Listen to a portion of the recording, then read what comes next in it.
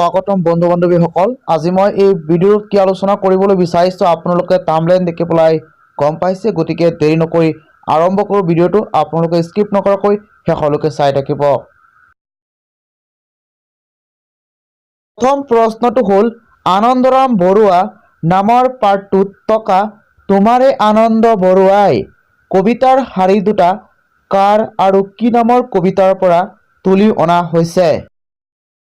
আনন্দৰাম বৰুৱা নামৰ পাঠটোত থকা তোমাৰে আনন্দ বৰুৱাই কবিতাৰ শাৰী দুটা লক্ষ্মীনাথ বেজবৰুৱাৰ অসম সংগীত নামৰ কবিতাৰ পৰা তুলি অনা হৈছে।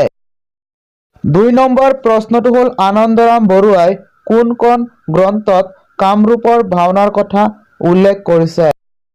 উত্তৰটো হ'ল মহাবীৰ চৰিতত। ৩ নম্বৰ প্ৰশ্নটো হ'ল, ভাৰতত শিক্ষা সমাপ্ত কৰি আনন্দৰাম বৰুৱাই কলৈ গৈছিল? ভাৰতত শিক্ষা সমাপ্ত কৰি আনন্দৰাম বৰুৱাই সুদূৰ ইউৰোপলৈ গৈছিল। ৪ নম্বৰ প্ৰশ্নটো হ'ল, আনন্দৰাম বৰুৱাৰ সময়ত ভাৰতীয় মানুহে ইউৰোপলৈ যাবলৈ কিয় সাহ কৰা নাছিল?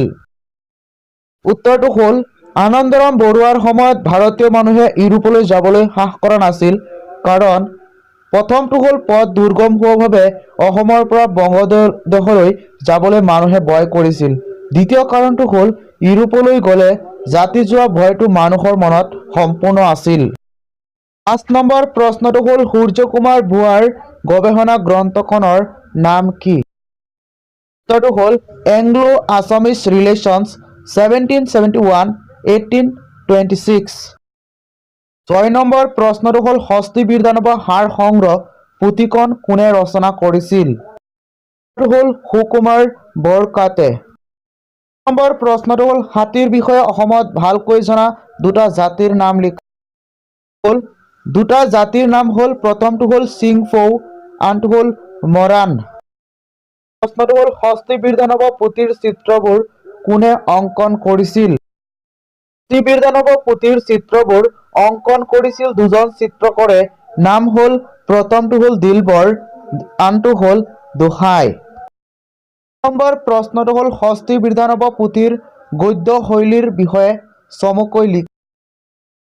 ১০ নম্বৰ প্ৰশ্নটো হ'ল, আনন্দৰাম বৰুৱাৰ মহৎ আদৰ্শৰাজি আমি কেনেদৰে গ্ৰহণ কৰিব পাৰোঁ বুজাই লিখা।